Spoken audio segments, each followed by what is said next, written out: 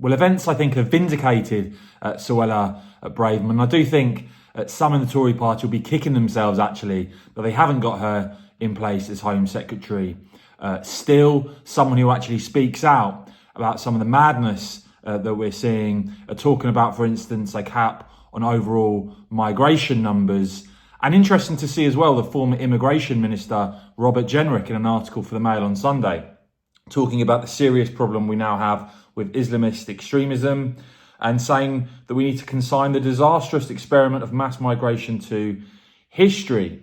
Meanwhile, of course, Lee Anderson suspended, having the whip suspended, Anderson himself admitting that what he said had been clumsy, but saying that he's just incredibly frustrated about the abject failures of the Mayor of London, Sadiq Khan, and that his words may have been clumsy, but they were born out of frustration at what is happening in our beautiful capital city. And by the way, this weekend saw police and barriers having to protect the statue of Winston Churchill. What a sad state of affairs that is. But there are signs now that the suspension of Lee Anderson could backfire, or is backfiring spectacularly, on Rishi Sunak's Conservative leadership, because he now finds himself in a very difficult spot, the Tory leader, given the reaction from Conservative supporters to the suspension, because you've seen a big welcome from Conservative Party members at a fundraising dinner. This was at a Bassetlaw fundraiser, I believe. Brendan Clark-Smith, the MP for Bassetlaw, saying that the ovation received by Anderson at the event showed the high regard he is held in by the party faithful. And Anderson himself, speaking to the Telegraph, saying he was overwhelmed by the Bassetlaw members who applauded him as he entered the venue.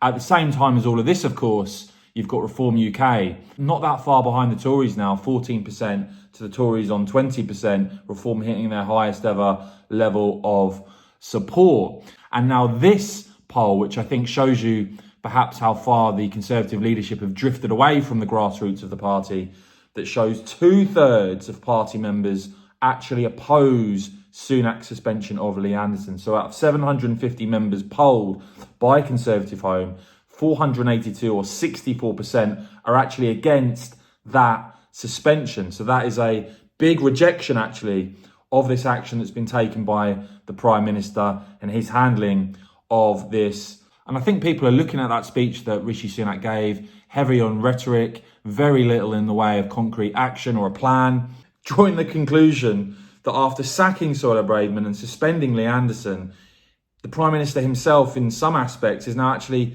echoing their sentiments, and people actually saying the Prime Minister owes them both an apology and immediate reinstatement. So it'll be interesting to see what now happens. I suspect the Conservative leadership in election year in particular are going to be pretty desperate not to see Lee Anderson defect to Reform UK and become Reform's first MP. Let me know if you'd like to see that. What do you think Lee Anderson should do next? Are you backing him? Please let me know your thoughts in the comments below, guys. I will, of course, keep bringing you all the latest on this and more. So please do whack this video a quick thumbs up. And of course, as ever, cheers for watching.